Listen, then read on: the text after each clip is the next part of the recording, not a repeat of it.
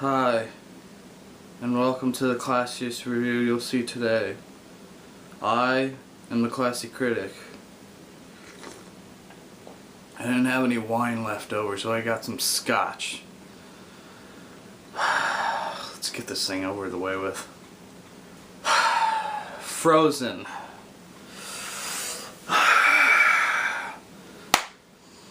This movie is not good.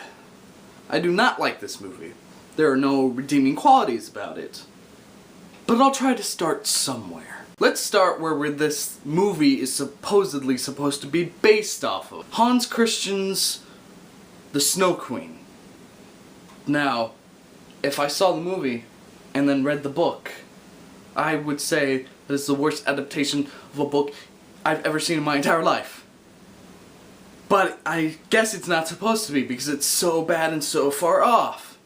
So, I'm only going to take one thing from the book and compare it to the movie. Everything else is fine. I just won't bother with it. Alright? Let's begin. So, Elsa and Anna are little children, and Elsa has supernatural powers where she can control ice for reasons of Disney magic. It's never explained how she gets these powers in the first place. But Elsa decides it's a good thing to headshot her sister, and her parents rush them off to trolls because there's no doctor that apparently could heal frostbite. I don't know. But anyways, so they're at these trolls, and these trolls say that they can fix her, but they can't fix a frozen heart. Only love can. Because Disney. So these trolls fix her. They tell Elsa that she's got this prophecy that she'll become evil, because every Disney movie needs that. So the parents think it's a good idea to lock Elsa in her room away from everybody else, because that's a great idea. Good going, parents. But anyways, so, locked in a room, parents eventually die because it's a Disney film, and then Elsa is going to be put as queen after she's been locked away in a room and has been taught nothing. Wow. Low standards.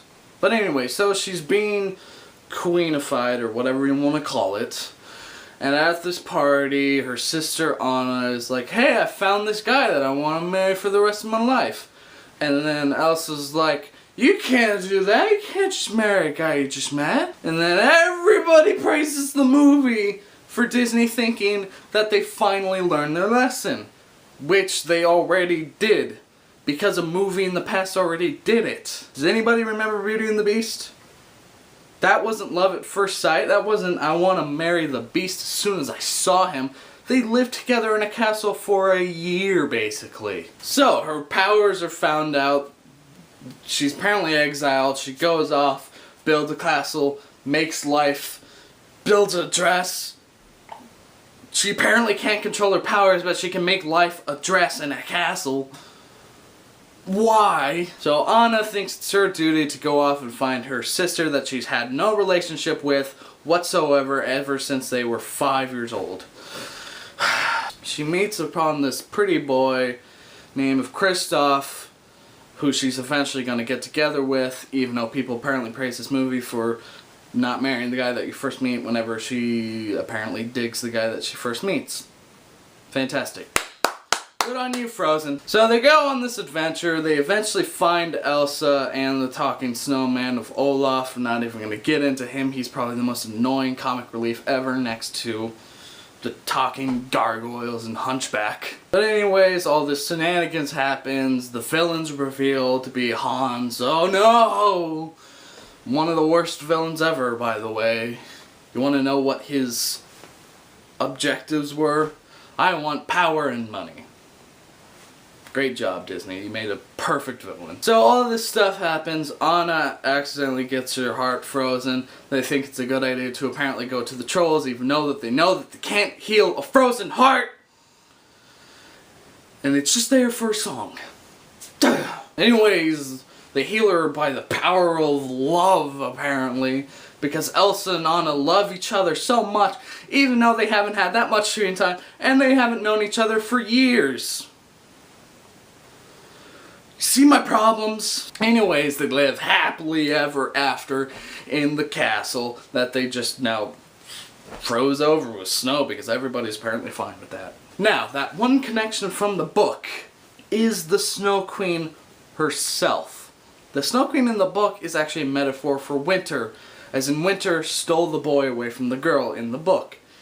In the movie, there is no Snow Queen. She is not a Snow Queen. Whenever she builds that castle, she's not even a queen. She's somebody that built a castle. She was like, oh, I'm gonna build a castle, and then sing a song. Oh god, I mentioned the songs. Well, might as well get this out of the way with. The songs in Frozen are fine. I didn't have a problem with them. The one at the beginning was actually quite nice. I mean, even Let It Go is fine. It's just, I mean, it is played often, but the only problem I have with that song is just, it's not her song. It's not, if it wasn't put in that part of where Elsa was singing it, I would have been probably fine with it. But what it's saying in the song is not coherence with what she's doing.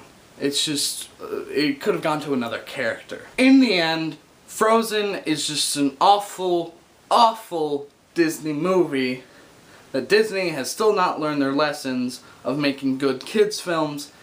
And if you say that, oh, it's a kids film, don't look at it like it's a piece of art or anything like that. No. Every kids film is meant to be like every movie. Because in the end, loads of kids films take kids seriously like movies take adults seriously. Look at loads of DreamWorks movies. Look at How to Train Your Dragon, Kung Fu Panda. They're still silly, but yet they know what they're doing and they know how to take audiences seriously, especially kids. That's what you're supposed to do. Don't spoon feed kids in movies. It makes them dumber. In the end, I wouldn't recommend this movie to anybody. It's just the worst. I mean, Disney can't get any worse than this movie. I highly doubt it. In the end, I would give it 0 out of 5 stars. Wow. Excuse me while I drink more of my scotch. Big Hero 6 wasn't that bad.